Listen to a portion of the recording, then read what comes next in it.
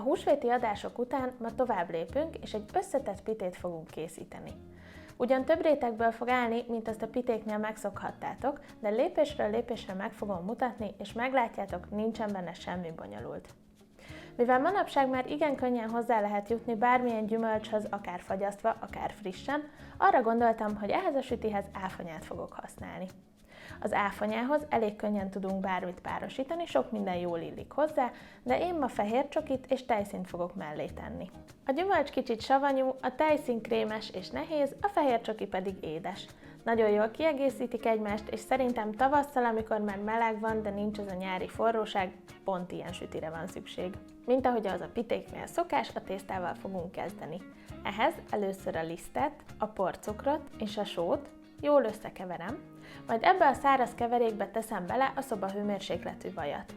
Ezeket most nagyon jól össze kell morzsolni, erre azért van szükség, mert így a zsíradék körbevonja a lisztszemcséket, és nem fog tudni kialakulni a sikérváz. A piténél nincs szükségünk nagy térfogat növekedésre, és ezt így tudjuk elérni. Hogyha jól összemorzsoltuk, akkor öntünk bele egy kevés hideg vizet, majd pedig addig gyúrjuk, amíg szép kis gombóc nem lesz belőle. Ennek a tésztának nincs szüksége pihenőre, így már nyújthatjuk is.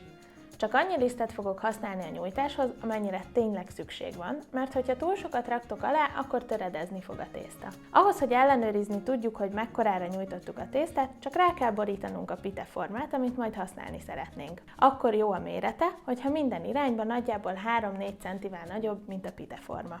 Ha ez megvan, akkor egyszerűen csak feltekerem a tésztát a nyújtófára, és belefektetem a pite formába. Szépen eligazítom, és oda nyomkodom az oldalához, majd pedig villával jó alaposan megszurkálom. Fektetek rá egy darab sütőpapírt, és szórok bele babot, ami majd segít abban, hogy lenyomja a tésztát, és ne tudjon minden irányba felpuffadni. Ez a mennyiségű tészta, aminek a receptjét a videó alatt meg fogjátok találni, nagyjából egy 28 cm átmérőjű pite formára elég. Most, hogy megvagyunk, 220 fokon 15 percig fogjuk sütni, majd pedig kivesszük a sütőből, leszedjük róla a babot, és mehet vissza még olyan 4-5 percre, amíg látjátok, hogy egy picit megpirul a teteje. Amíg kihűl a tészta, addig elkészítjük a következő réteget. Azért, hogy ez egy ilyen kis titokzatos pite legyen, az áfonya réteg fog alulra kerülni. Ehhez én most fagyasztott áfonyát fogok használni, amit már egy kicsit korábban kivettem, hogy tudjon felengedni. Egy közepes fazékba beleteszem az áfonya felét, a kukoricalisztet és a cukrot. Azért csak a felét teszem bele, mert kevergetés közben össze fogjuk nyomkodni a fakanállal az áfonyát, a másik felét pedig a végén öntjük bele, hogy maradjanak egész szemek is. Szóval amit most feltettünk, azt elkezdjük kevergetni kis lángon, és addig főzzük, amíg el nem kezd besűrűsödni.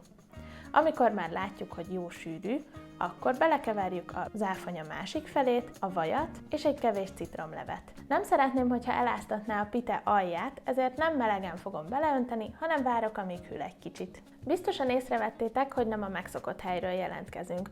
Ugyan egyszer-kétszer előfordult, hogy az unokatesom lakásában forgattunk, de az általatok is jól ismert konyha volt a törzshelyünk. Most anyukám felújította a sajátját, és felajánlotta, hogy ha már ilyen kis szép lett, akkor készítsük itt a videóinkat, amíg a saját stúdiónkat fel nem húzzuk. Ki tudja, lehet, hogy hamarosan már onnan jelentkezünk. De most térjünk vissza a pitéhez. Amikor már nagyjából szobahőmérsékletűre hűlt az áfonya, akkor belesimítjuk a pitébe. Nem a precíz tökéletességről szól most ez a süti, úgyhogy nem kell feszített víztükrű medencére simogatni az áfonyát, csak úgy nagyjából mindenhol egyformán legyen. Amíg elkészül a következő réteg, addig ez így mehet is a hűtőbe. Az a bizonyos következő réteg pedig a fehér csokis lesz.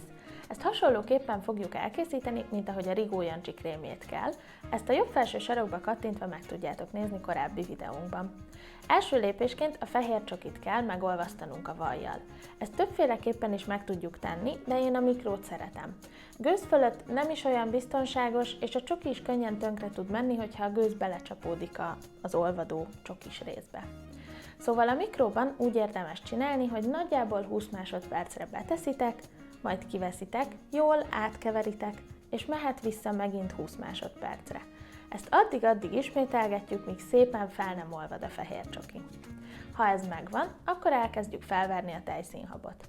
Amikor már látjuk, hogy majdnem kemény, akkor kisebb fokozatra vesszük a robotgépet, és egyszerűen hozzácsurgatjuk a csokis vajas részt. Már készen is vagyunk, úgyhogy ezt is csak olyan nagyjából szépen elsimogatjuk a kis piténk tetején. Mehet is vissza a hűtőbe. Már csak az utolsó réteg hiányzik, ami egy egész egyszerűen felvert tejszínhab lesz, amihez a végén hozzáadjuk a porcukorral elkevert habfixálót. Ez idő alatt a piténk lehűl annyira, hogy már dekorálhassuk is. Én most úgy kentem el rajta a habot, hogy direkt ilyen kis hepehupás, hullámos, össze-vissza legyen, mert szerintem ennek a pitének ez áll a legjobban. Én ezen kívül nem is nagyon gondoltam máshogy díszíteni, néhány szem friss áfonyát tettem a tetejére. Szeletelés előtt érdemes még kicsit visszatenni, hogy az összes réteg jól át tudjon hűlni, és a pitatészta is megpuhuljon annyira, hogy ne törjön el, amikor vágjátok. Ha valakinek az áfonya nem feltétlen a kedvence, akkor készíts el ugyanígy, csak más gyümölccsel. Nagyon jól illik bele a meggy, a málna, a ribizli, akár egy erdei gyümölcskeverék is. Érdemes olyan gyümölcsöt választani, ami egy kicsit savanykásabb. Ha szívesen neki látnátok, akkor a videó alatti leírásban megtaláljátok a receptet. Hogyha tetszett nektek az áfonyás fehér csokis piténk és ez a videó, akkor nyomjatok lent a kis like jelre, ha feliratkoztok, akkor pedig folyamatosan értesülhettek új tartalmainkról, és tudjuk, hogy tetszik, amit csinálunk. Jövő héten találkozunk. Sziasztok!